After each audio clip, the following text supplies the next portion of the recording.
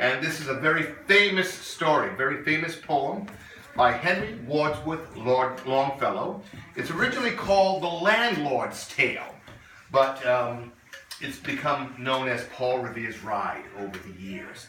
And it tells of Paul Revere and his warning of the British coming. Okay, Paul Revere's Ride by Henry Wadsworth Longfellow.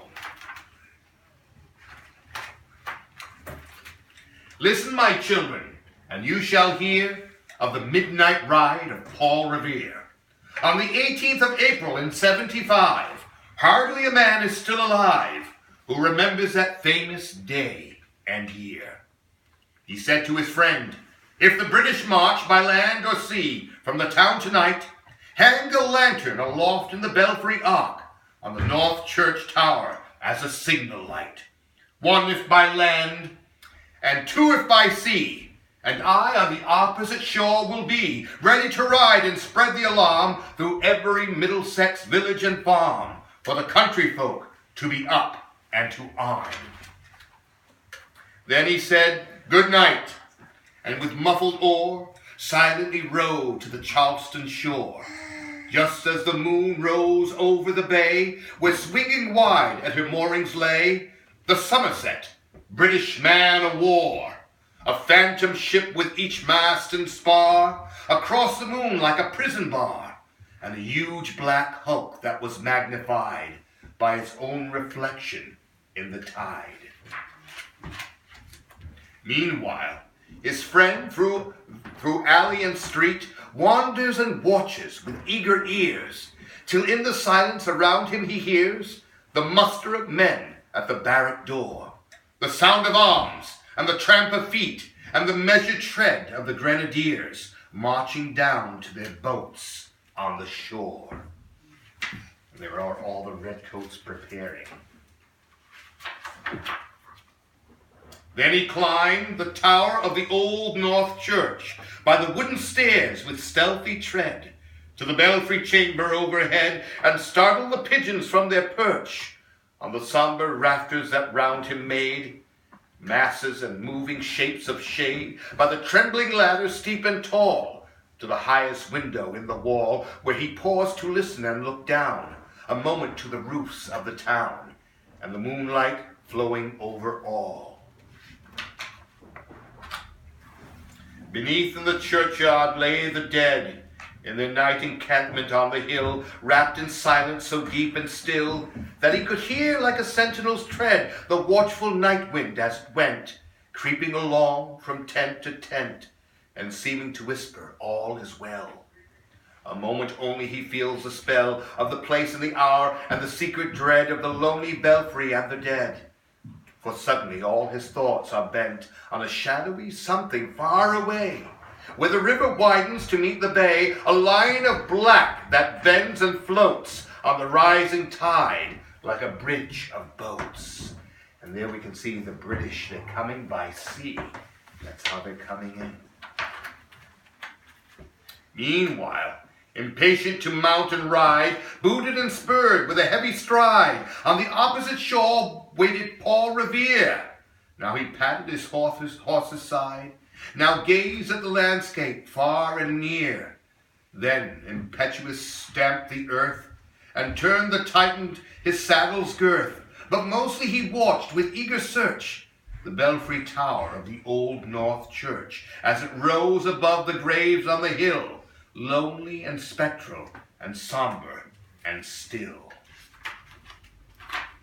And lo, as he looks on the belfry's height, a glimmer and then a gleam of light. He springs to the saddle, the bridle he mounts. He lingers and gazes till he full on his sight. A second lamp in the belfry burns, and there's the light up in Old North Church. Two lights, they're coming by sea.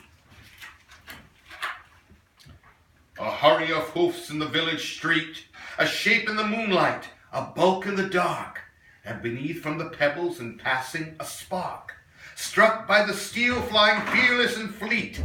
That was all, and yet Through the gloom and the light, the fate of a nation was riding that night, and the spark struck out by that steed in his flight kindled the land into flame with its heat. And there goes Paul Revere, starting his ride. He has left the village and mounted the steep, and beneath him, tranquil and broad and deep, is the mystic meeting the ocean tides. And under the alders that skirt its edge, now soft on the sand, now loud on the ledge, is heard the tramp of his steed as he rides. It was 12 by the village clock when he crossed the bridge into Medford town. He heard the crowing of the cock and the barking of the farmer's dog, and felt the damp of the village of the river fog that rises after the sun goes down. It was 1 by the village clock when he galloped into Lexington.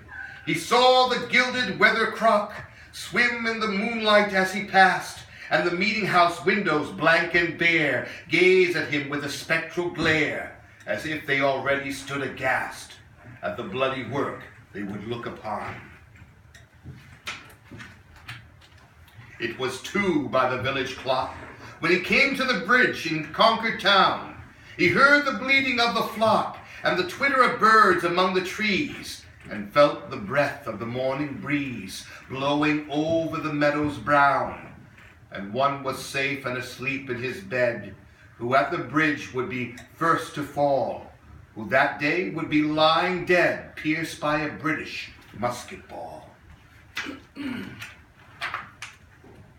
You know the rest in the books you have read, how the British regulars fired and fled, how the farmers gave them ball for ball from behind each fence and farmyard wall, chasing the redcoats down the lane, then crossing the fields to engage again under the trees at the turn of the road, and only passing to fire and load. So through the night rode Paul Revere, and so through the night went his cry of alarm to every Middlesex village and farm, a cry of defiance and not of fear, a voice in the darkness, a knock at the door, and a word that shall echo forevermore, for born on the night wind of the past, through all our history to the last, in the hour of darkness and peril and need, the people will waken and listen and hear the hurrying footbeats of that steed and the midnight message of Paul Revere. And that's Paul Revere's ride, The Landlord's Tale, everybody. And does anyone know the names of the other 2 individual